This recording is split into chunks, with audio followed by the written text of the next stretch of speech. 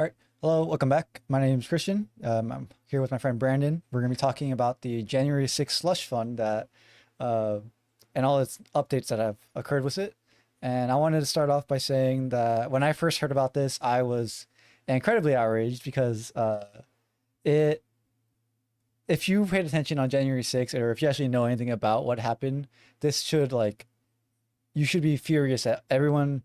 Not only that everyone there got pardoned, but that now it was bad enough that we have to pay for Ashley Babbitt's family getting reimbursed for her death when she was trespassing on private property and breaking and entering.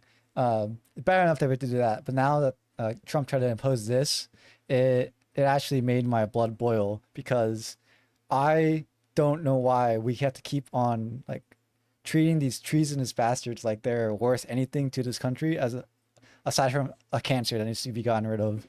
Um, and yeah, so when I heard about this, I was incredibly confused as to what kind of legal argument they would have to be able to make something like this. Um, and I guess that's what I wanted to talk to you about, Brandon, about what all of this is going on with not just the updates, but what were they even trying to use as their legal basis for this? Yeah, no problem. Also, I just want to mention that it's really funny to me that the same party that constantly jerks off police officers, they're trying to create the slush fund for people that try to coup our government and also assaulted police officers. That's why there's a legal challenge right now from two police officers who were assaulted by rioters at the Capitol on January 6th. So I think it's very funny. But yeah, so the basis of this essentially seems to be a settlement from Trump's lawsuit with the IRS. So if you remember, the IRS had actually it wasn't the IRS; it was a contractor of the IRS. One of their contractors leaked Trump's tax returns. So if you remember, his taxes got leaked between 2018 to 2020, and it was leaked by a contractor working under the IRS. But the issue with this is that it's not the IRS at the time was the chief was put there by Trump. So the chief of the IRS at the time was put there by Trump, and the chief of the IRS is the person ostensibly that should be signing off contractors under the IRS. And Trump was president at the time. So what I'm trying to say here is that the IRS that had contractor that had leaked Trump's tax returns, well, he was signed off ostensibly by the chief that Trump put in place, which is really funny. Um, so the tax returns themselves, though, were really damning because, if you remember, Trump said that he would release his tax returns, and then he never did. Okay, and then this guy leaks them. And what you find in the tax returns is that his businesses were hemorrhaging millions of dollars, and I think it's pretty obvious to see why he wouldn't want them leaked because it shows him as a failing businessman. And if you don't believe me on that, I will use Trump's own statement against him. Mhm. In Trump's own lawsuit asserts that the leaked tax returns caused Trump and his sons, quote, public embarrassment, unfairly tarnished their business reputations, portrayed them in a false light, and negatively affected President Trump and other plaintiffs' public standing.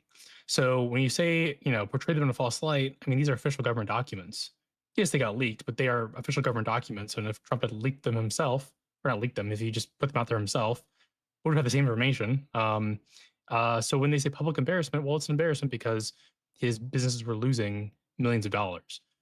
So that's why by his own words, that's why he didn't want them leaked. Okay, but they did get leaked. So when he initiates this lawsuit, right, over his leaked tax returns under an IRS contractor that was, signed off by his chief of IRS while Trump was president.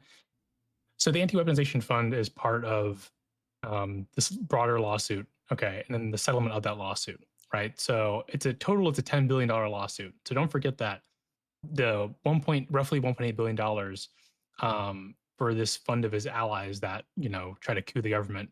It's not the totality of the settlement. So the settlement itself has another $8.2 billion lying on the floor, and what it also gives to Trump is it also grants him audit immunity. So essentially, it would close the active IRS examinations on Trump, his businesses, his sons, and affiliated trusts, which is pretty crazy. And also, it would give Trump a formal apology the U.S. government for the leaked tax returns. Mind you, once again, it's Trump's IRS where this happened under. It wasn't even. It was a contractor with the IRS, who was once again uh, signed off by the chief of the IRS that Trump put there. Wait, So wait, wait, wait. basically, So you're telling me yeah, the Trump administration has to apologize to the Trump administration? yes, that's what I'm saying exactly. That's fucking crazy. It's ridiculous. Yep. Yes, it is. Because you would think, you would think this would be Trump trying to make a Democrat apologize. No, this is Trump's IRS. It's insane. It's insanity. So that's kind of what's happening here, as far as I understand it. And then it's also really funny because it's already gone like sent back essentially, right? Yeah, so Republicans are fighting back. I think that they're starting to. I mean, with Trump, I mean, he's got such a iron grip on the party, but maybe this is him loosening his grip, or not loosening willingly, but his grip is loosening because Republicans have pushed back on this anti-weaponization fund because, as we already kind of know, that they think it's ridiculous because I think a lot of Republicans know that people that were there on January 6th were trying to coup the government. So that this fund here is just ridiculous. It's crazy. Which also So is yeah, they were the ones that people like MAGA officials that were in Congress, yeah, they were the ones that were going to be killed because they were the one officiating the vote in 2020. So they know how actually like dangerous it was, uh, because they were the ones that were in harm. Because it's true. It's yeah, true. so that makes sense that they would understand that this is kind of ridiculous because they were the ones that were going to be attacked. Yep, that's absolutely true. I mean, at the end of the day, right? I think that with the unpopular, sorry, with the war being unpopular, with gas prices sky high right now, I think, and the economy obviously has not gotten any better. It's actually gotten much worse. I think inflation right now is what, like 3.8% or something like that, with these like massive fuel prices. So Mm. I mean, the economy has not gotten better.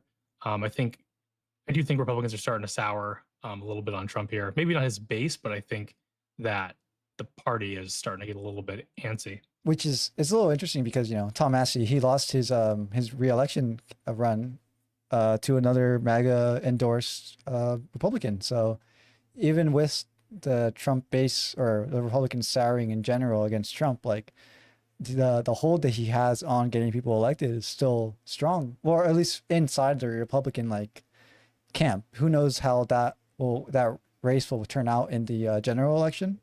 Yeah, But it's something to be said that like he still holds such a strong hold that he can get people that he sees as opponents in the Republican Party to be ousted. it's very odd. I think that yeah, the only hope really I think is that more Democrats show up in the general, and they're sick of this crap. If if the Republican Party can't go against Trump, then I mean Democrats have to show up and outvote them because it's getting pretty ridiculous. I know this is off topic too, but I think with the new voter ID, or not voter ID, sorry, with the it was the districting, right? Yeah, the redistricting. Yeah, redistricting. I think that's an effort to try and derail the wind that's coming, or derail the train that's heading towards the Republicans. But I guess we'll see what happens. Yeah. And it's not just Republicans that are fighting back. A lot of legal experts are showing that this fund is not even going to be able to like proceed because of how unprecedented it actually is. And would you like to touch upon that as well? Yeah, I mean, this fund at the end of the day, what does it represent? It represents a fund for Trump's political allies. A lot of them being just random civilians that showed up under Trump's lies to the Capitol that he had lost the election, Wait, hey, and that hold on. A lot of those people are yeah, in official positions now, so true. Yes, that's true. Sorry. Right. Yeah, that's true. I guess, yeah, we could say retroactively that no, they were officials. But yeah, I mean, like it's a fund for his supporters that backed him up when he was telling lies about the 2020 election. They could come, down to the to Congress, and they could stop the certification of the vote. And this fund rewards that behavior. And we already saw that Trump used his powers to get the people that were went to trial, got convicted, and were put away out. I believe he pardoned Um, Oh, it was in the first article, 1500. yeah, I mean, Trump pardoned 1,500 of his loyalists that had already been convicted. Uh, and this is just another way to reward that behavior. And, that's really dangerous because if you start rewarding if you start rewarding political loyalists, it gives you this air that they can do no wrong, right? If you spread obvious lies and they go through um, the criminal procedures here in the U.S. and they get sentenced, you're basically saying like, okay, I can get you out of this, and also I can give you money, and that's really dangerous. Imagine if there was someone that I mean, it's kind of hard actually to even come up with a parallel besides Nazi Germany. I mean, imagine if, you know, in Nazi Germany, if you had a bunch of SS members going around shooting people in the streets that were, as Hitler would have put it, political dissidents, right? And those people got to walk free, or they got like a not even a slap on the wrist. I mean, depending on what year you're in. So in that scenario, like you're just rewarding people that are going to go essentially around the law to back you up. And I think that's dangerous in any democracy.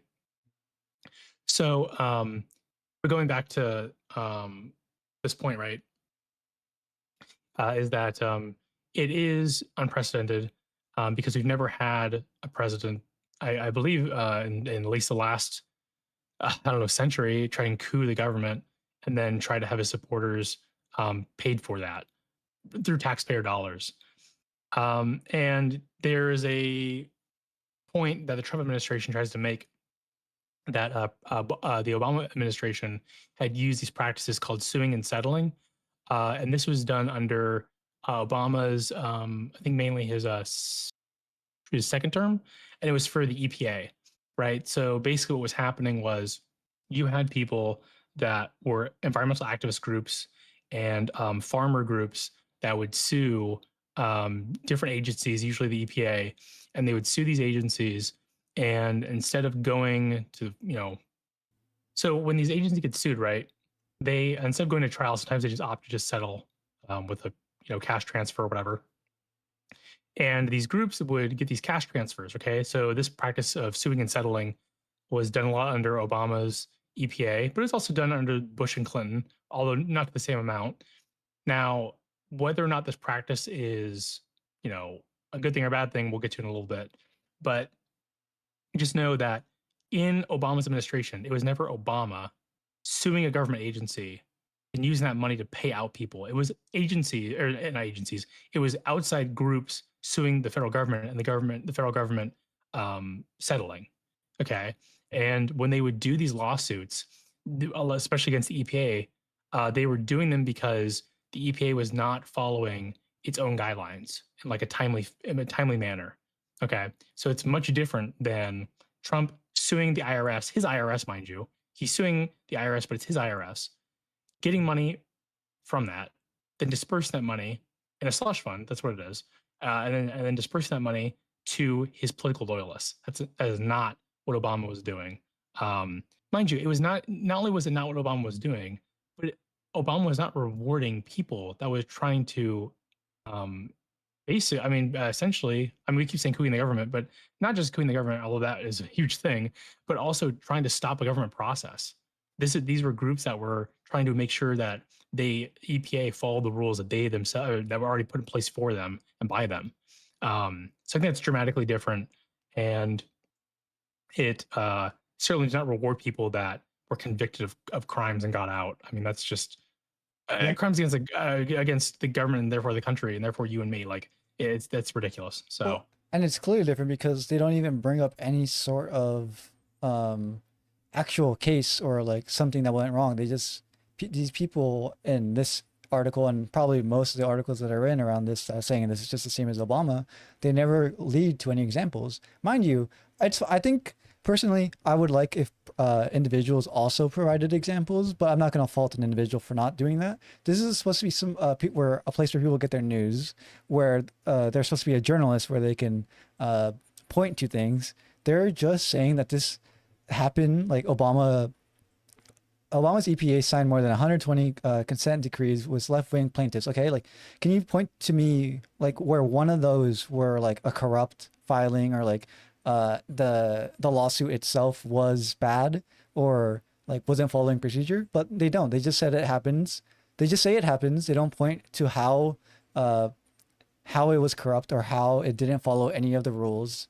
And they act like that's the same thing as something that happened on January 6th, whereas these people were actually breaking the law. You cannot like uh they they weren't allowed to be there. They just weren't allowed to be there. There's video evidence of people saying, "Oh, we're allowed to be here because Trump told us to be here." But that doesn't give you the right to be in that area, especially during an official government process. So it just like this is supposed to be some sort of news article, and there's no instance of where like this happened. They're just like, or like why the things that happened were bad. It's just point to vague concept that happened on the left, point to how it is the same thing as that Trump's doing, so it's not actually that bad because there's a history of it, but it's not. It's not the same. Not only is it not the same, but that same Washington Examiner, and we'll put all the links for these articles in the description. The same article by the Washington Examiner, they also, if you go up to the Clinton and Bush, or not, sorry, not Clinton Bush, Clinton and Carter section talking about how many times their administrations respectively used sue and settle, they don't mention Bush, right? They don't mention Bush because they don't want to say a Republican would also use sue and settle practices. But George Bush, his administration used it. They actually used it more than Clinton did. Bill Clinton used it. So Bill Clinton had 27 sue and settle agreements during his second term in office. George W. Bush had 66 sue and settle agreements across 2 terms in office. So 38 in his first term, 28 in his second term. I mean, it's pretty clear, right? We already know the Washington Examiner is a conservative news rag, but it's pretty clear that even in their own article, they don't mention a Republican doing it. But so they try to make it seem like it's this this partisan tactic that only Democrats use. That's not true. So they try to frame it as, I mean, I can just read the article. Obama expanded the practice beyond environmental policy, using settlements involving the Agricultural Department and the Housing and Urban Development Department to enrich his left-wing friends, housing groups, and minority farmers. Mind you, they never link, like Christian said, they never link any articles about how they did this, how they enrich these people. You would think that would be, somewhere here in this dog shit article, but it's not. By suing a friendly administration in federal court, left-wing activist groups could bypass the regular appropriations process and take billions of dollars through the Justice Department uncapped judgment fund. So when they talk about suing this entity and taking money, I mean, yes, that's what a lawsuit does. But let me read you this real quick. This is from E&E News by Politico. This is talking about the sue and settle. Basically, Trump's EPA got rid of the sue and settle practice. So listen to this real quick, right? Sue and settle is a pejorative term, said David Bookbinder, the group's chief counsel and former attorney for the Sierra Club. It sounds bad, but in fact, people doing the suing are enforcing the law that Congress set. It's remarkable to me that people regard this as a bad thing when what they're doing is enforcing deadlines that Congress wrote. So when you think about this, right, these EPA lawsuits under Obama, they were done to enforce the deadlines that Congress already put for the EPA. Now, if you want to say, oh, well, they should have gone through these slower legislative channels, I mean, I guess that's debatable. But at the end of the day, I don't really see what's wrong with holding something that's already been set up for an administration to go out and do. It's in the law. They should be doing it unless they want to change it. Passing another law, they could do that. But they're not going out and actually enforcing their own rules quickly enough. So they probably should have to do that. Then the second thing about this too is, okay, if you want to say that the sue and settle practice, let's say people claim that that's a bad thing. Okay, if you think it's a bad thing, then maybe in the sort of rules-based process of lawmaking, you could say, oh, well, that's bad. Okay, well, what are the outcomes, right? The headline of this Washington Examiner article is Trump's slush fund is no better than Obama's. They literally call Trump's fund a slush fund. So mind you, the conservative news rag is calling this a slush fund. Okay. So, okay, they're saying it's no better than Obama's. So right at the start, right, I think this is very flawed because you're as a Republican, you should be trying to convince people that your guy is better than a Democrat, right? But now they're putting them on an equal playing field. Okay, if you want to put these two people on an equal playing field, then, why don't we look at first, we already looked at this, but first, what are the actual differences or starting points for these, um, if you want to call them slush funds, we can call them slush funds for these funds. Well, for Trump, it is him suing his own IRS. Under Obama, Obama's not suing anybody. It's these activist groups suing these departments like the EPA. So already, it's totally, you're totally off base here, or they're totally off base here, because what they're trying to claim is that Obama's the captain of this, of the suit. He's absolutely not. The second thing is, okay, what about, you know, the outcomes? Well, what are the outcomes for Trump's slush fund? Paying out political loyalists that want to destroy our system? Okay, that's not. I think most people would agree that's not a good thing. What was Obama's outcomes? So we have an article we'll also link from the Economic Policy Institute, and it talks about it's the combined effect of Obama's EPA rules, which includes the sue and settle outcomes. But the EPA rules, right? It would be the EPA enforcing basically the rules already put in place for them. So the settlements just make those things happen faster or on a more aggressive timeline. So I'll just read you this, right? The cross air pollution rule, according to EPA, requires 27 states in the eastern half of the United States to significantly improve air quality by reducing power plant emissions that cross state lines. By reducing exposure to fine particles in ozone, the rule is expected to produce the following estimated benefits in 2014: 13,000 to 34,000 lives saved, 15,000 fewer heart attacks, 19,000 fewer hospitalizations and emergency room visits, 820,000 fewer cases of respiratory symptoms, and 1.7 million more work days because workers are not too sick to go to work. So I think that so these rules, right? They're there for, you know, public health, public safety, and trying to get what I would think would be important if you listen to the what the MAHA movement or whatever, the Make America Healthy Again movement. They're always talking about air toxins and heavy metals, right? Yeah, but they're just talking about it like from, you know, the liberals. They're the, you Yeah. know, they're the ones that are doing that to us, to Republican areas. Right. True. Very true. Yeah. No, I mean, it's one of those things though that, like, you would think that this would be. I think it's a good thing. You don't want you don't want pollution as much as you can, you know, afford it. I understand that if you are too aggressive with certain environmental regulations, you can hamper business. But I mean, uh, the economy under Obama recovered from inflation. It was a good economy. Trump inherited that economy and boasted about it when he was captain of it until he destroyed it during COVID. But or sorry, I would say helped destroy it during COVID. I'm not going to say that, you know, COVID was Trump's fault, but You know what? he I didn't. will. I will. Okay, yeah. I take the stance that like you're the leader when this happened. You take full responsibility, because you know damn well conservatives never give any leeway to Biden or Democrats, because you know the Afghan pullout that happened, that was a deal that happened under Trump, and who do they blame solely for it? So That's I true. don't think it's fair to say like, well, you know, it was a worldwide pandemic. Like, okay, well, he could have done it. He could have handled it better. It didn't He need could to handle last that. that That's true. long, and That's very true. because of that, that makes it his fault. Okay, yeah. I mean, no, I agree. Yeah, I mean, so I mean, after he created that economy, so or our the U.S. economy, so I think that these things are not comparable. The sue and settle versus what Trump's doing. Even on the basis of that, like, it's so much different to have an activist group outside of the government sue the government rather than having someone not just inside the government, but mind you, the commander in chief to be leading this lawsuit and paying out loyalists. I think that's ridiculous. Yeah, it's also very interesting because, or funny because they even say it in the article, like, you know, the slush fund, whatever. But also, by suing friendly administrations in federal court, left-wing activist groups could bypass. That's even showing like they don't. I don't know like what Russian bot wrote this or like what kind of stuff happened, but like they should. If you're this is the propaganda machine, you should just be saying like left wing activist groups did bypass. You know, like why are they even like pussyfooting around it? Like Yeah, no, I mean, when you, yeah, I didn't even see that point in this article. When was this article put out? This is super recent, obviously. I mean, it has to be May yeah, 20th. May 20th. Yeah. So they're talking about, okay, yeah, I mean, they're talking about this like It's happening right now. Obama's not the president.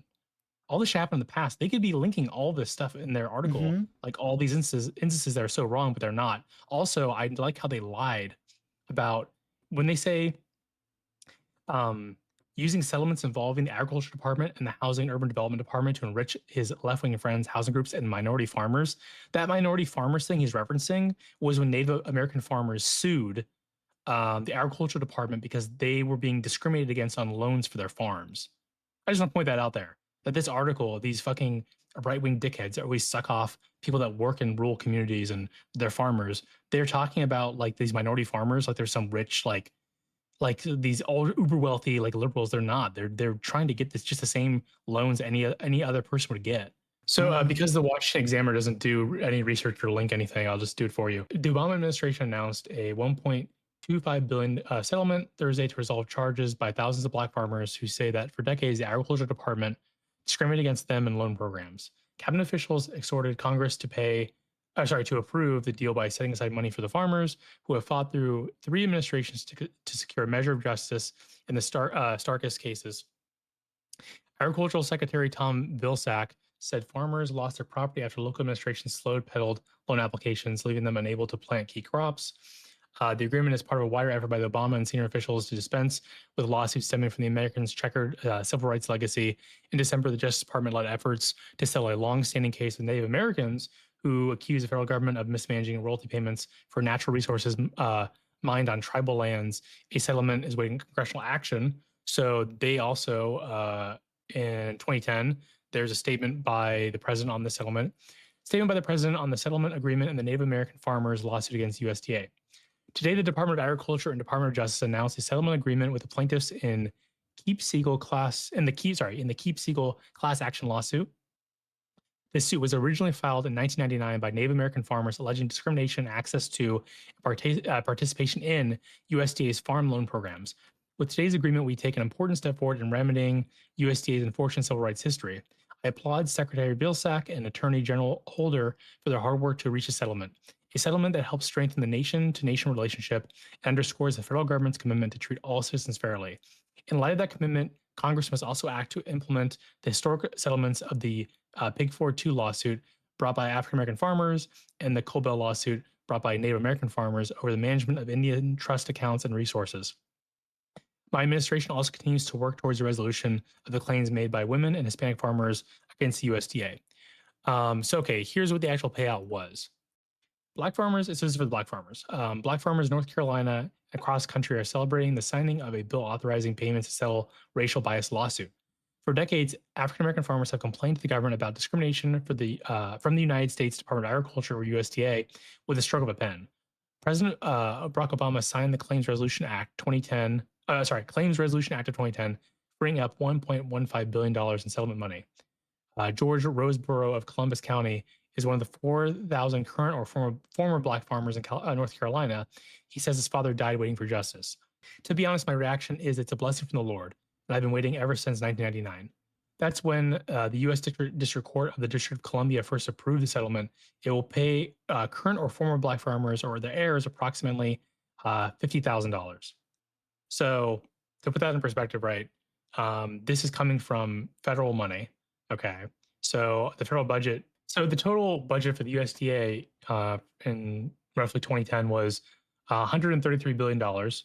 Okay, so unless I'm missing something here, it sounds to me that this is a fraction of their total budget because the payout was $1.15 billion in settlement from the USDA. And this payout is spread across, it's 4,000 across North Carolina, but there's more across the country. And the payout's approximately $50,000. So think about $50,000. You cannot retire on $50,000. Not only could you not retire on $50,000, you couldn't buy, a house, maybe a down payment in a really poor area. You could buy an okay car, a decent car, I'd say. If you invested right, you could stand to make a decent amount of money over a certain amount of years with it. But it's certainly not, $50,000 certainly isn't a whole lot of money, right? Especially if you own a whole farm, okay? So it sounds to me like the Washington Examiner is framing this like, oh, these farmers, they're getting all this money for no reason. It seems like they're being compensated for not getting loans and having to, well, lose, not be able to make payments and lose crops. So I don't think that these farmers will be buying Mercedes Benzes anytime soon. I think that this was used to um, pad their finances a little bit because they were burdened by what was discriminatory practices against them, which and not just against them in that point of time, but through like historically. That's why it was also given to heirs, and it was given to the heirs of former black farmers. So I think that I disagree. I think the Washington Examiner. I mean, we expected, but I think that they were super dishonest in that article. They could have linked and talked about this stuff in more depth. I do know that historically that these groups have been discriminated against, and that discriminating against minority groups for loans has happened historically. But right, I think that most people would argue that farmers probably pretty important. I think that Republicans especially should notice that farmers are pretty important, and that especially coming out of, mind you, this is 2010, right? So we're thinking about like 2008, right? Financial crisis. I think that shelling out $50,000, even if you, or sorry, not you, but even if the person listening to this doesn't think that, oh well, like there probably wasn't racial bias, they're just complaining because they're minority, blah blah blah. Even if you think that way, I mean, think about like, yeah, you probably do think that farmers are an integral part of society, right? And they probably were on hard times. And $50,000, I doesn't, like I said, it's enough to maybe pad you if you have a farm through some debt, but it's not going to make you rich. Okay, no one got rich off this. No one, in North Carolina is driving through country roads on a Mercedes Benz, right? So I think that that this type of settling on these lawsuits for this was not only was it a good thing here, it was a good thing also for the EPA regulations, or sorry, for suing the EPA because they were not following the letter of the law, which they should have been. So I don't think this practice amounts to some slush fund, and even if you want to call it a slush fund, it had a better outcome than Trump's slush fund. So even if we say, even if we go with the Washington Examiner's title, which I'll read the title to you again, Trump's slush fund is no better than Obama's. Well, actually, Obama's is better than Trump's. Let's say let's take their point. Let's call Obama's all this stuff a slush fund, even though it's not Obama who's initiating the lawsuits. It's these third party groups. In Trump's case, it's Trump initiating the lawsuit and paying out his loyalists. The outcomes are better. The outcomes for the EPA lawsuit is for us to have a better environment to live in and not die, at an earlier age than we ought to have.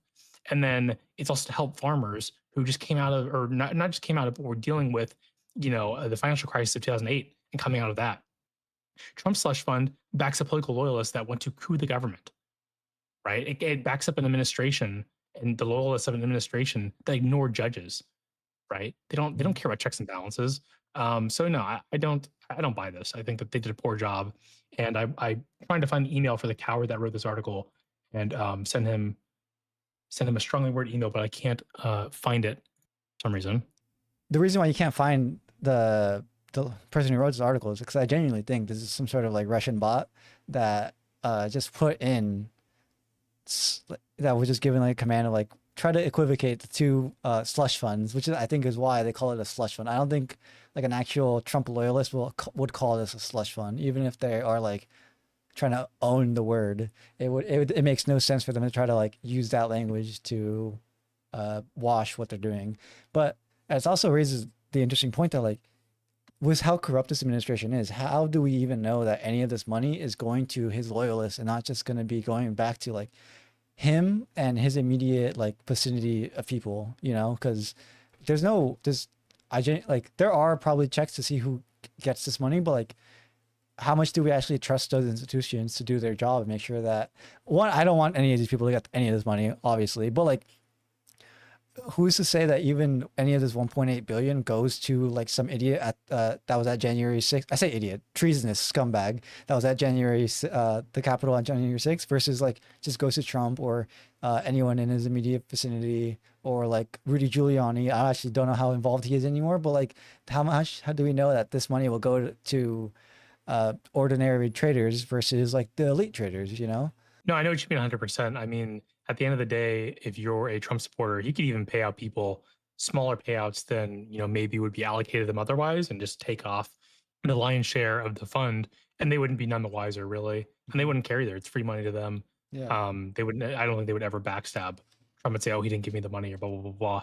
So yeah, no, you're right. I mean, this we already seen what Trump coin and Trump phone and all that crap. So I mean, it's just it's a scam. He's a scammer. I mean, that's Yeah. what he is. So I wouldn't doubt it. Yeah.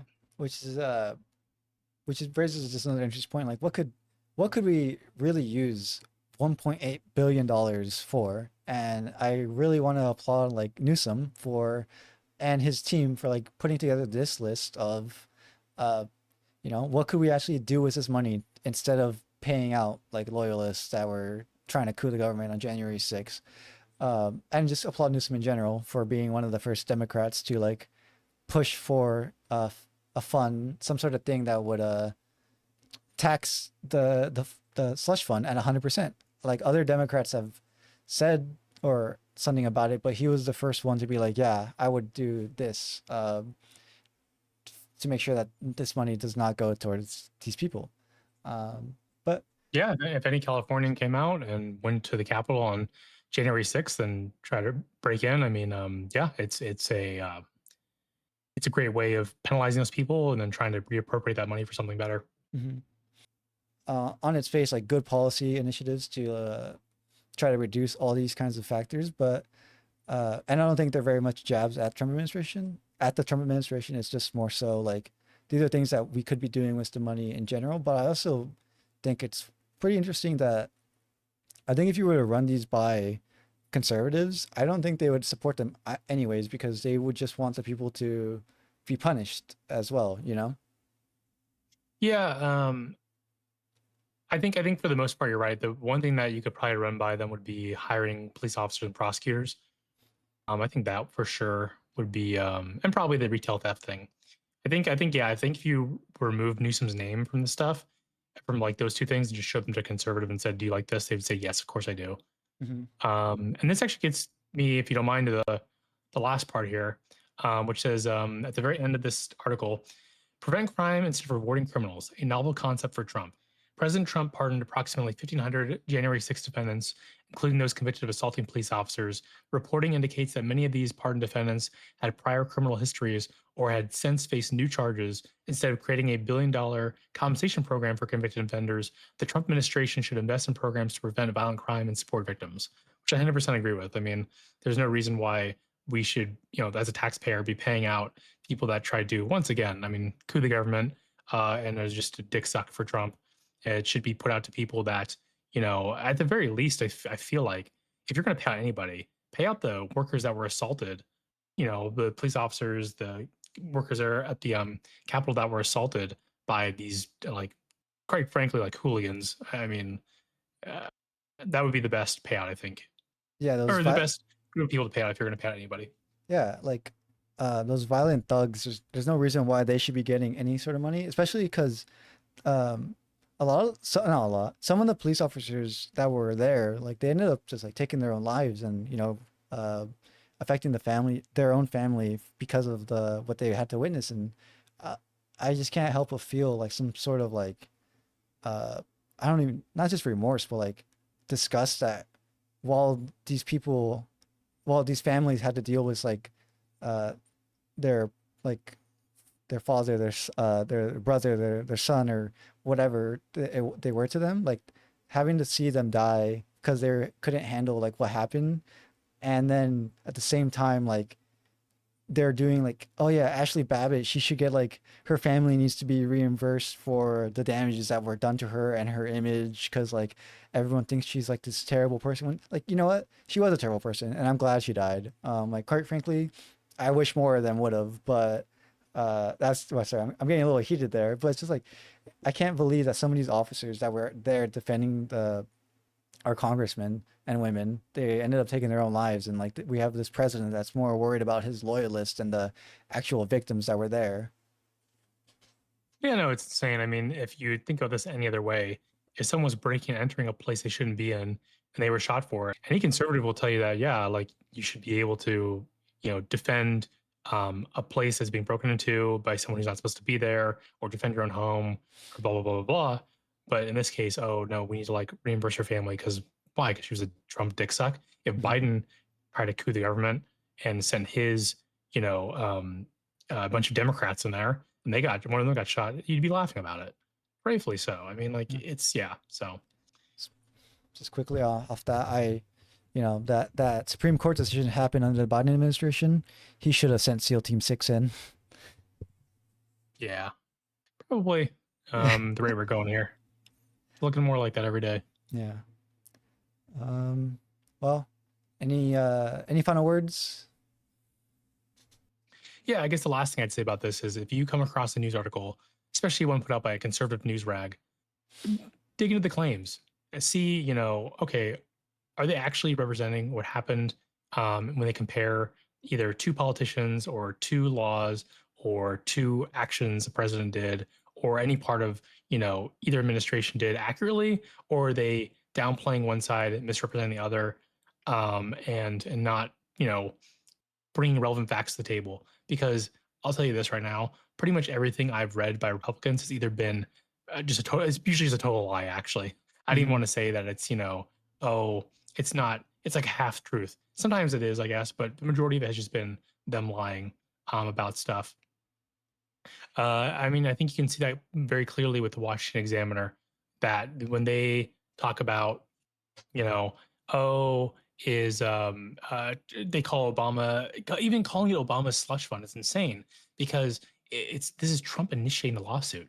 How Hmm. can you even call the same thing? If you want to say that um, sue and settle shouldn't be a thing that's happening. Or sorry, that government department shouldn't do sue and settle. Sure, I guess if you want to say that, sure, but it's not Obama initiating any of these lawsuits. It is third parties initiating the lawsuits. Hmm. It's totally different. The comparison of these two things is ridiculous. So Yeah, it really is. And just to add on that, like you said, examine what their claims are. Like when you're reading, this is how I always read stuff. It's just always so annoying that when they are trying to compare these two things, they compare it in the most vague sense possible, so that you don't point to any examples. You don't uh hammer in on who is actually being affected, or who's getting the benefit, who's getting the money. Like they're as vague as possible. They're just saying like this thing kind of happened under Obama. How did it kind of happen? Well, there were people that were suing uh, the EPA. How are they suing the EPA? Well, they were suing in friendly courts. Like these people, it's more damaging than you really think on the surface, because they're calling that the federal court system, that there are certain courts where these are judges. These are they have a bias. Some, like, everyone can admit they have a small bias, but they try to be as neutral as possible so that they can make rulings without their own in judgment making, uh the call. And they're going towards the law that's been in place, and how does this law, how is it interpreted, and how is this right or wrong interpretation of that. They're not friendly judges. There's no it's just, it's so damaging. It's just so much more damaging when you try to take all these factors into account. yeah, and I just want to mention again, right, that the sue and settles with EPA.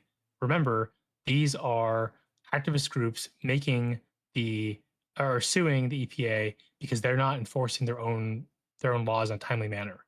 We're talking about a slush fund, right? A slush fund is some kind of a counter fund that comes about when there's some corrupt or illegal thing happening, right? What is illegal? First off, there's nothing illegal about suing in at all. I mean, like I said, Mhm. the DOJ got rid of the practice in 2017 under Trump's EPA, right? But Mhm. that process is not illegal. It was not illegal at the time. It is, I don't know if you call it, I guess you call it illegal now, but it was not at the time. So it's not illegal. So it's not a slush fund on that count. And then the other thing is, oh, it's corrupt. What is corrupt about a third party activist group holding the government accountable for their own laws? How is that corrupt? Right. So I just think that the talking about these things like the same is just ridiculous. It doesn't make any sense. And even if you, and like I said, the last point I'll make is even if you want to say they're both slush funds, the differences in the good they produced.